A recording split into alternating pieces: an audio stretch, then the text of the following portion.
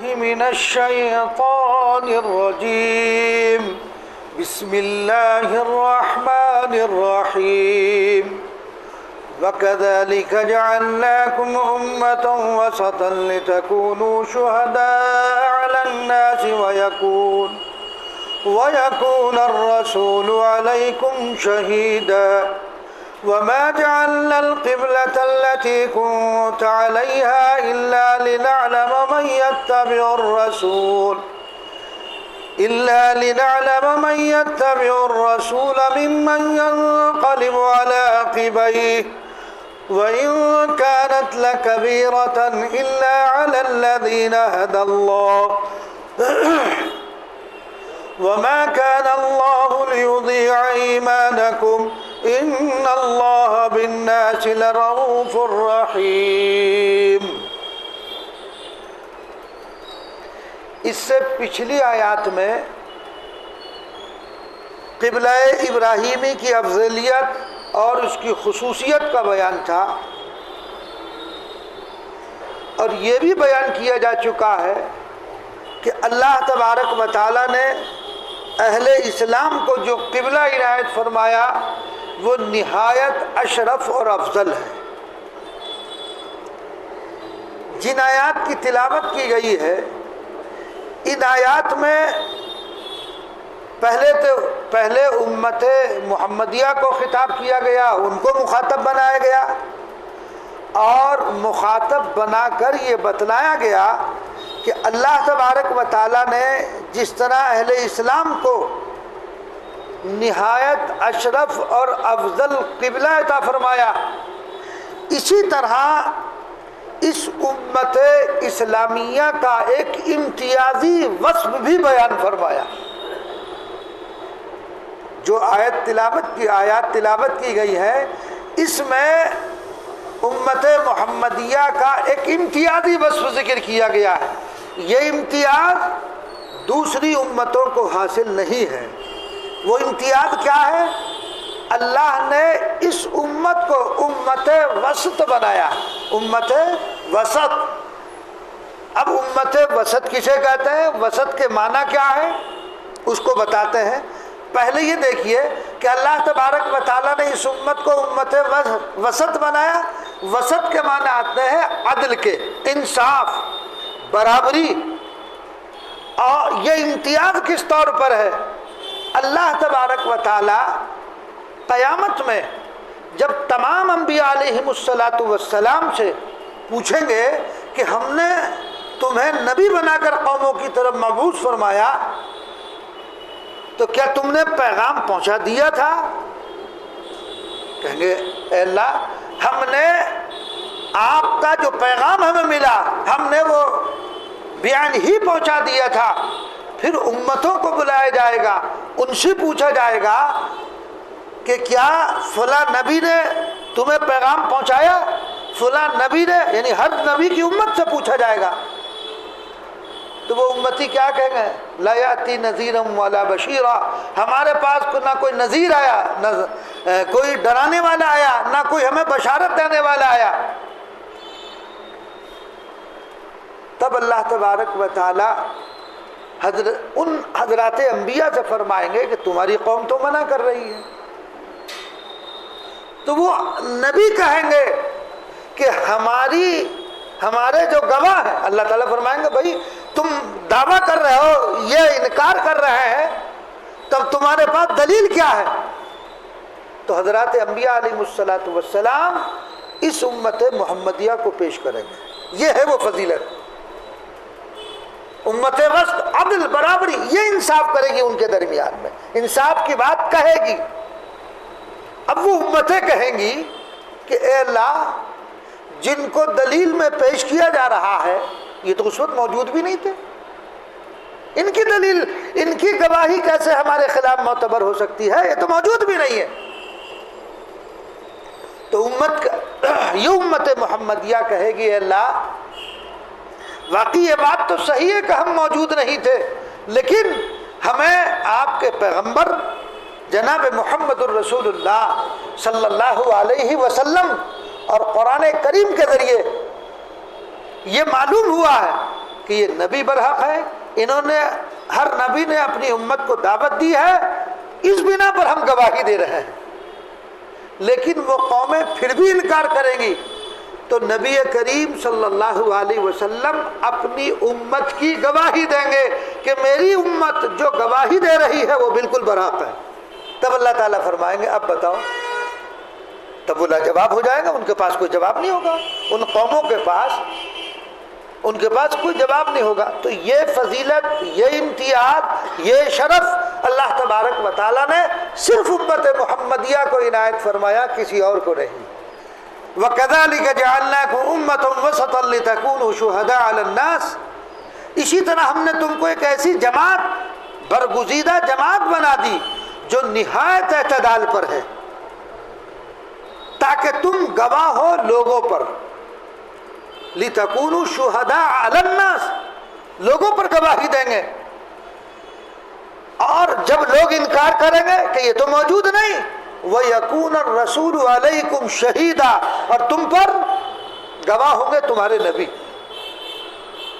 وَيَكُونَ الرَّسُولُ، اور تمہارے لیے رسول صلی اللہ علیہ وسلم گواہ ہوں گے، یعنی حضور پاک علیہ الصلوۃ والسلام اپنی امت کی شہادت دیں گے کہ میری امت جو شہادت پیش کر رہی ہے وہ شہادت بالکل برحق اور صحیح ہے، یہ خبر میرے ذریعے ان کو پہنچی ہے، قرآن جو میرے واسطے سے ان تک پہنچا ہے، اس قرآن میں واقعات موجود ہے، اس بنیاد پر یہ گواہی دے رہے ہیں، ان کی گواہی بالکل برحق ہے۔ تب وہ امت لاجواب ہوں گی، ان کے پاس پھر کوئی جواب نہیں ہوگا۔ ایک بات تو یہ امتیاز، چنانچہ خاص طور سے مفسرین نے واقعہ لکھا ہے کہ حضرت نوح علیہ السلام سے پوچھا جائے گا، اے نوح، ہم نے تمہیں اپنی قوم کی طرف بھیجا، تم نے ہمارا پیغام اپنی قوم تک پہنچایا تھا؟ نوح علیہ السلام کہیں گے اللہ، میں نے تو 950 سال تک جو ہے آپ نے مجھے اتنی طویل عمر دی جو کسی اور کو نہیں دی گئی، اتنی طویل عمر مجھے ملی، اور میں نے اس عمر کا پورا حصہ جو ہے اپنی قوم کی ہدایت اور تبلیغ پر لگا دیا، قوم انکار کرے گی، تب یہ امت محمدیہ حضرت نوح علیہ السلام کی صداقت کو ثابت کرے گی، اور وہ ان کی قوم پھر انکار کرے گی، تب نبی کریم صلی اللہ علیہ وسلم گواہی دیں گے۔ ایک بات تو ہو گئی ہے۔ دوسرا امتیاز اس امت محمدیہ کا کیا تھا، وہ پچھلی آیات میں گزرا کہ قبلتین کی طرف رخ کرنے کا موقع ملا، یعنی نبی کریم صلی اللہ علیہ وسلم پہلے کعبۃ اللہ کی طرف، پھر بیت المقدس کی طرف، پھر واپس بیت اللہ کی طرف، تو یہ امتیاز کسی اور نبی کے حصے میں نہیں آیا، یہ نبی کریم صلی اللہ علیہ وسلم۔ اچھا، اس میں حکمت کیا تھی؟ پہلی بات تو یہ ہے، یہ بتلا دوں،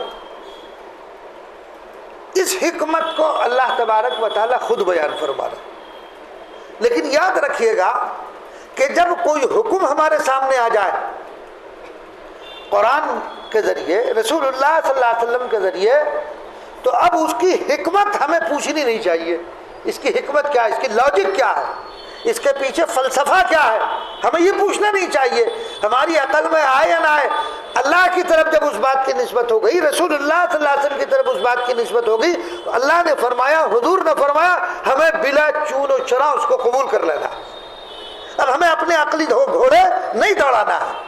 لیکن یہاں اللہ تبارک و تعالیٰ حکمت بیان فرما رہے ہیں کہ ہم نے یہ جو قبلے کا حکم بیت المقدس کی طرف رسول اللہ صلی اللہ علیہ وسلم کو حکم دیا، اور 16-17 مہینے جو ہے وہ اس طرف رخ کر کے نماز پڑھے، کیوں؟ وَمَا جَعَلْنَا الْقِبْلَةَ الَّتِي كُنْتَ عَلَيْهَا إِلَّا، یہ ہے وجہ، إِلَّا لِنَعْلَمَ مَنْ يَتَّبِعُ الرَّسُولَ مِمَّنْ يَنْقَلِبُ عَلَىٰ عَقِبَيْهِ، اللہ یہ دیکھنا چاہتے ہیں کہ میرے حکم کی تابع داری کرتے ہیں یا انکار کرتے ہیں، یہ دیکھنا چاہتے ہیں کہ اللہ تبارک و تعالیٰ اور اللہ نے جس پیغمبر کو تمہاری طرف نبی بنا کر مبعوث فرمایا، اس حکم کی تم پیروی کرتے ہو یا اس سے پھر جاتے ہو۔ تو اللہ دیکھنا چاہتا ہے کہ متبع کون ہے۔ پہلے بیت اللہ کی طرف حکم تھا، بیت المقدس کی طرف، پھر بیت اللہ کی طرف، تو اصل تو اللہ کے حکم کو ماننا ہے، مقصود صرف مقصود محض بیت اللہ یا بیت المقدس نہیں، اصل اللہ کے حکم کی اتباع ہے. تو اللہ یہ دیکھنا چاہتا ہے کہ میرے حکم کی اتباع کتنے لوگ کرتے ہیں, وہ اس حکم پر باقی رہتے ہیں یا پھر جاتے ہیں. اسی کو اس آیت میں بیان کیا گیا. وَمَا جَعَلْنَا الْقِبْلَةَ, اور جس سمت قبلے پر آپ رہ چکے ہیں وہ تو محض اس کے لیے تھا کہ ہم کو معلوم ہو جائے کہ کون رسول اللہ صلی اللہ علیہ وسلم کا اتباع اختیار کرتا ہے, کون آپ کی پیروی کرتا ہے. ہم یہ دیکھنا چاہتے ہیں. ہم کیا دیکھنا چاہتے ہیں؟ ہم یہ دیکھنا چاہتے ہیں کہ آپ کا متبع کون ہے. اس حکم کے آنے کے بعد لوگ پھر جاتے ہیں یا اس حکم پر آمنا اور صدقنا کہتے ہیں. اللہ یہ دیکھنا چاہتا ہے, یہ مصلحت ہے. تو الا لنعلم من یتبع الرسول, کہ کون رسول کا اتباع اختیار کرتا ہے اور کون پیچھے کو ہٹتا جاتا ہے, انحراف اختیار کر لیتا ہے. ممن ينقلب على عقبيه, کون اس حکم سے روگردانی کرتا, کون پیچھے ہٹ جاتا, یہ دیکھنا چاہتا اللہ تبارک و تعالی. تو معلوم ہوا, یہ بات میں نے پہلے بھی بتائی تھی کہ اصل چیز اللہ کے حکم کی اتباع اور پیروی ہے. جیسے پہلے بھی میں نے مثال دی تھی, مسجد حرام میں نماز پڑھنا 1,00,000 نمازوں کے برابر ہے, نہیں ہے؟ آپ وہاں نماز پڑھیں گے 1,00,000 نمازوں کے برابر ثواب. 8 ذی الحجہ کو حکم ہوا مینے چلے جاؤ, اب مینا میں جا کر وہاں قیام کرو, نماز پڑھو. حرم میں جہاں 1,00,000 نماز کے برابر ثواب مل رہا ہے, اب مینا کا حکم ہو گیا. اب کوئی کہے میں تو مینا نہیں جاتا, میں تو حرم میں پڑھوں گا 1,00,000 کا ثواب. نہیں, جب حکم ہو گیا تو اب جانا ہے. اصل اتباع حکم کی ہے, اللہ کے حکم کو ماننا ہے, رسول کی اطاعت ہمیں کرنی ہے ہر حال میں. اب کوئی یہ کہنے لگے کہ نہیں صاحب میں تو مینا میں نہیں رہ سکتا ہوں, میں عرفات میں کیوں جاؤں 1,00,000 نمازوں کا ثواب چھوڑ کر اور میں مزدلفہ میں جا کر مغرب اور عشاء پڑھوں. کوئی کہے کہ میں تو وہی آ کے نماز پڑھوں گا, حرم میں آئے گا مزدلفہ کو چھوڑ کر جو ہے وہ 9 کی شام میں جب آپ عرفات سے نکلیں گے مزدلفہ کے لیے تو وہاں مغرب اور عشاء اکٹھا پڑھنی ہے. اب کوئی کہنے لگا میں تو حرم جا کے پڑھوں گا, نماز نہیں ہونے کی. اگر وہاں چھوڑ کر وہاں چلا جائے گا نماز نہیں ہوگی. اب تو اللہ کا حکم ہے وہیں پڑھو, وہی ثواب ملے گا. تو اصل چیز اللہ اور اس کے رسول کے حکم کو ماننا ہے, اپنی نفسانی خواہش کی پیروی نہیں کرنا ہے. 1,00,000 نمازوں کو چھڑوا دیا گیا, اب چلے جاؤ, ماننا ہمیں کہ ٹھیک ہے مینا میں رہنا ہے, اب مزدلفہ جانا ہے, اپنی عقل کو دخل نہیں دینا. تو اصل چیز بیت اللہ بیت المقدس کی طرف اللہ کا حکم ہوا تو بیت اللہ کی طرف بھی اللہ کا حکم تھا, بیت المقدس کی طرف اللہ کا حکم تھا. اب دوبارہ حکم ہو گیا تو ہمیں اللہ کا حکم ماننا ہے. تو اللہ یہ دیکھنا چاہتے تھے کہ میرے نبی کی اس حکم کے بعد کون اتباع کرتا ہے اور کون اس اتباع سے روگردانی کرتا ہے, یہ دیکھنا مقصود ہے. الا لنعلم, یہ وجہ ہے اس کی, الا لنعلم من یتبع الرسول ممن ينقلب على عقبيه وان كانت لكبيرة الا على الذين هدى الله. اور یہ قبلے کا بدلنا بڑا کرا ہوا, جو قبلہ کا حکم بڑا کرا گزرا بعض لوگوں کو, تو مگر جن لوگوں کو اللہ نے ہدایت فرمائی, یہود کو تو بہت کرا گزرا کہ بتاؤ پہلے ادھر تھا اب ادھر ہو گیا. کہ اللہ تعالیٰ بھی اپنے حکم کو منسوخ کرتا رہتا ہے, بدلتا رہتا ہے, کہ اللہ کو علم نہیں. مطلب اس طرح کی باتیں انہوں نے شروع کی, حالانکہ اللہ تبارک و تعالیٰ کا منشا آزمائش ہے. اللہ آزمائش فرماتا ہے کہ میں نے جو حکم دیا میرے حکم کی مانتے ہیں یا اپنی مانتے ہیں. تو لہذا ان پر بڑا گنا گزرا, لیکن جو لوگ ہدایت یافتہ تھے, جو رسول اللہ صلی اللہ علیہ وسلم پر حقیقتاً ایمان لے آئے تھے, ان کو کوئی گنا نہیں گزرا کہ بھئی اس وقت بھی اللہ کا حکم تھا, اب بھی اللہ کا حکم ہے, اس میں کون سی اس کی بات ہے. اللہ نے حکم یہ دیا, اب یہ دے دیا. بھئی پہلی شریعتوں میں حکم یہ تھا کہ قربانی کو ذبح کرو اور ذبح کر کے لے جا کر کے ایک پہاڑی پر رکھ دو, آگ نے جلا دیا تو قبول, نہیں جلایا تو قبول نہیں. ہمیں کیا حکم دے دیا کہ قربانی ذبح کر دو، یہ تمہارا اور اللہ کا معاملہ ہے کہ تم نے کس نیت سے ذبح کیا ہے، تو اللہ نے قبولیت کا اخفا کر دیا، چھپا دیا۔ اب کوئی کہنے لگا اس وقت حکم یہ کیوں تھا، اب یہ کیوں ہے؟ ارے بھائی، اللہ تبارک و تعالی مالک الملک ہے، اس کو اختیار ہے، اس کی ملکیت میں کسی کو مداخلت کرنے کا کوئی حکم نہیں ہے۔ یہاں تک بات پوری ہو گئی۔ اب یہود و نصارہ نے صحابہ کے دلوں میں ایک شک پیدا کر دیا، شکوک پیدا کرنے کی کوشش کی۔ وہ کیا کہنے لگے کہ تمہارے آبا اور اجداد ان 16-17 مہینے میں بیت المقدس کی طرف رک کر کے نماز پڑھی، تو اس دوران جن کا انتقال ہو گیا تو اس کا مطلب ہے ان کا تو سارے عمل ضائع ہو گئے۔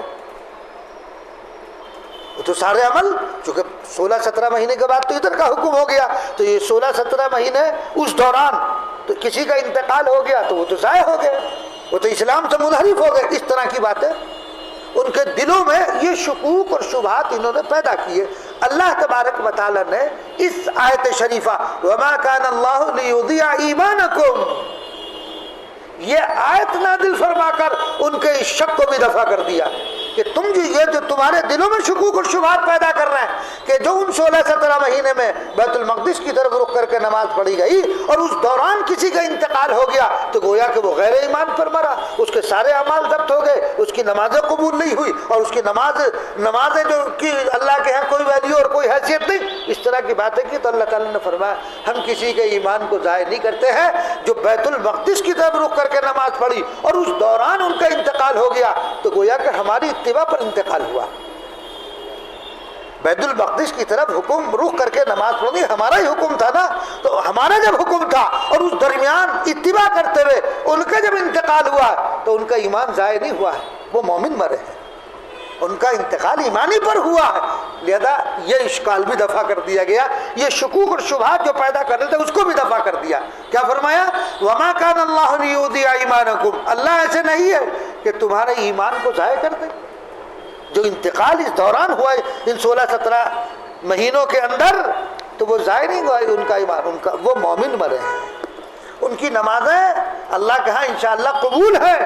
جیسے ان کے جو یہ شبہات پیدا کر رہے ہیں ان کے شبہ میں بتاؤ۔ ان اللہ بالناس لرؤوف الرحیم، واقعی اللہ تبارک و تعالی لوگوں پر بہت ہی شفیق اور مہربان ہے۔ اللہ کیسے کسی کے ایمان کو ضائع کر دیں گے؟ ایک مومن ہے، ایمان پر ہے، تائب ہے، وہ نماز صوم و صلاۃ کی پابندی کر رہا، تم یہ کہو کہ اس کا ایمان ضائع ہو گیا؟ تو اللہ کی ذات تو بڑی رحیم اور کریم ہے، وہ کیسے کسی کے ایمان کو ضائع کر دے گا؟ لہذا ان کا ایمان ضائع نہیں، وہ مومن مرے ہیں۔ اور دوسری ایک بات، ایک حدیث میں تو یہاں تک ہے کہ اللہ تبارک و تعالی قیامت میں نبی کریم صلی اللہ علیہ وسلم کو یہ اختیار دیا جائے گا کہ آپ کے جتنے امتی جہنم میں ہیں سب کو نکال لیجئے۔ حضور پاک علیہ الصلاۃ والسلام اپنے علم کے مطابق جتنے ہوں گے سب کو نکال لیں گے۔ اللہ تعالیٰ فرمائیں گے اے محمد صلی اللہ علیہ وسلم کیا کوئی اور بھی ہے؟ کہ اللہ میرے علم کے مطابق تک کوئی اور نہیں رہا۔ تب روایت میں آتا ہے اللہ تبارک و تعالی ایک مٹھی بھر کر جہنم سے نکال کر جنت میں داخل فرمائے گا۔ اللہ کی مٹھی کتنی بڑی ہوگی؟ یہی سے یہ بات معلوم ہو گئی کہ اللہ اپنے بندوں پر کتنا شفیق اور مہربان ہے۔ یہ کون لوگ ہوں گے؟ یہ وہ لوگ ہوں گے جن کے ایمان پر، جن کے ایمان کی خبر صرف اللہ تبارک و تعالیٰ کو تھی، کسی اور کو نہیں تھی۔ یہ وہ لوگ ہوں گے۔ اللہ کی ذات تو شفیق اور مہربان، تو جو ایمان پر مر رہے، جو اللہ کی اطاعت اور فرما برداری کرتے ہوئے مر رہے ہیں، اللہ ان کے ایمان کو ضائع کر دے گا؟ اللہ تو ایسوں کو جہنم سے نکال کر جنت میں بھیجے گا کہ جن کے ایمان کی خبر صرف اللہ تبارک و تعالیٰ کو ہے۔ تو جو مومن ہے، جو اللہ کے حکم کی اتباع کرتے ہوئے جان دے رہے ہیں، تو اللہ ان کے عمل کو کیسے ضائع کر دے گا؟ تو اللہ کی ذات بڑی شفیق و مہربان ہے، اس سے زیادہ شفیق و مہربان تو کوئی ہو ہی نہیں سکتا، نہ ہے نہ کوئی ہو سکتا ہے۔ دیکھو، اگر اپنی اولاد، حقیقی اولاد، اگر مسلسل کوئی اولاد اپنے باپ کی نافرمانی کرتی رہے تو ایک وقت وہ آتا ہے باپ تنگ ہو کر اس کو گھر سے نکال دیتا ہے، لیکن اس شفیق اور مہربان ذات پر قربان جائیے، تم ساری زندگی اس کی نافرمانی کرتے رہو، آخر عمر میں توبہ کر لو، اللہ اس کو بھی معاف کر دیتے ہیں۔ حدیث میں آتا ہے کہ اگر تمہارے گناہ سمندر کے جھاگ کے برابر بھی ہو، دل کی گہرائی سے استغفر اللہ کہہ دو، اللہ معاف فرما دیتا ہے۔ اللہ کی ذات تو بڑی شفیق، بڑی مہربان ہے، اس سے مہربان تو کوئی ہو نہیں سکتا ہے۔ اللہ تبارک و تعالی ہم سب کو عمل کرنے کی توفیق عنایت فرما، اور ہر نافرمانی سے اللہ تبارک و تعالی ہماری حفاظت فرما۔ اللہم اچھا، ایک بات گزشتہ ہفتے ایک صاحب نے پوچھی تھی، حضرت اسحاق علیہ السلام چونکہ بنی اسرائیل کے انبیاء میں سے ہیں، تو انہوں نے بیت المقدس کی طرف رخ کر کے ہی نماز پڑھی تھی، اور بیت المقدس حضرت ابراہیم علیہ السلام نے بیت اللہ کی بنیادوں کو اٹھا کر اسی پر تعمیر کی تھی۔ اس کے 40 سال کے بعد انہی کی حیات میں پھر بیت المقدس بھی تعمیر ہوا، اس کی بنیاد بھی اسی وقت رکھی گئی تھی، لیکن قبلہ اول جو ہے وہ بیت اللہ ہی ہے۔ حضرت اسماعیل علیہ السلام کا جو قبلہ رہا وہ یہی بیت اللہ رہا۔ تو حضرت اسحاق علیہ السلام چونکہ دوسرے لڑکے ہیں حضرت ابراہیم علیہ السلام کے، ان کا قبلہ جو تھا وہ بیت المقدس ہی تھا۔ تو پچھلے ہفتے کسی نے پوچھی تھی، ہم نے بتا دیا تھا بیت اللہ، مگر بیت اللہ نہیں، بیت المقدس کی طرف انہوں نے رک کر کے نماز پڑھی، وہی ان کا قبلہ تھا۔ اللہم صلی علی سیدنا و نبینا و مولانا محمد عبدہ و رسولہ، ربنا ظلمنا انفسنا وان لم تغفر لنا وترحمنا لنکونن من الخاسرین۔ اے اللہ ہمارے گناہوں کو معاف فرما، ہماری خطاؤں کو درگزر فرما، ہم سب پر رحم اور کرم اور عافیت کا معاملہ فرما۔ اے اللہ پورے عالم کے مسلمانوں کی حفاظت فرما، اس وقت پورے عالم میں بے چینی ہے، اے اللہ ایک علم اور ایک اضطرابی کیفیت ہے۔ خدا بند قدوس، ہر روز غزہ میں کچھ نہ کچھ، ہر روز غزہ میں مسلمانوں کو شہید کیا جا رہا ہے۔ اے اللہ وہ بے قسمہ پرسی کی حالت میں ہے، بے کسی کی حالت میں ہے، کھانے کے کوئی سامان ان کے پاس موجود نہیں۔ اے اللہ جو کھانے کی قطار میں لگے وہ انہی پر گولیاں چلا دی گئی۔ رب کریم تو ان کی حفاظت فرما، ان کی مدد فرما۔ اے اللہ ظلم کی انتہا ہو چکی ہے، سب آپ کا علم ہے، آپ جانتے ہیں، آپ علیم اور خبیر ہیں۔ میرے رب ان کی حفاظت فرما، ان کی مدد فرما۔ اے اللہ ظلم کی انتہا ہو چکی ہے، آپ کی کیا مصلحت ہے یہ تو آپ ہی جانتے ہیں۔ اے اللہ ان کی مدد فرما، غیب سے ان کی اعانت فرما۔ اے اللہ یہ اسرائیل کو نیست و نابود فرما۔ رب کریم ہمیں شریعت مطہرہ پر جما دے، اللہ اور اس کے رسول کی اتباع کی توفیق میسر فرما، سنتوں کو اپنی زندگی میں داخل کرنے والا بنا دے۔ اے اللہ ہر قسم کے فتنے سے، شرور سے ہماری اور ہماری اولادوں کی اور ہماری نسلوں کی حفاظت فرما۔ اے اللہ ہمارے عقائد کی حفاظت فرما، الہ العالمین ہمارے عقائد کی حفاظت فرما۔ اے اللہ ایسے چور ہمارے ایمانوں کو اچکنا چاہتے ہیں، چوری کرنا چاہتے ہیں، اللہ ایسے اچکوں سے ہماری حفاظت فرما، شریوں کے شر سے، بددینوں کی بددینی سے حفاظت فرما۔ الہ العالمین ہم سب کو سنت و شریعت پر مر مٹنے والا بنا دے۔ اے اللہ ہمیں نمازوں کا پابند بنا دے۔ اے اللہ اپنے حکموں کو اتباع کرنے والا بنا دے، مخالفت سے حفاظت فرما۔ اے اللہ خلاف ورزی سے حفاظت فرما۔ رسول اللہ صلی اللہ علیہ وسلم نے جو خیر کی دعائیں مانگی ان میں ہمارا حصہ عطا فرما دے، اور جن شرور سے پناہ چاہی ہم بھی پناہ چاہتے ہیں، ان تمام سے ہماری حفاظت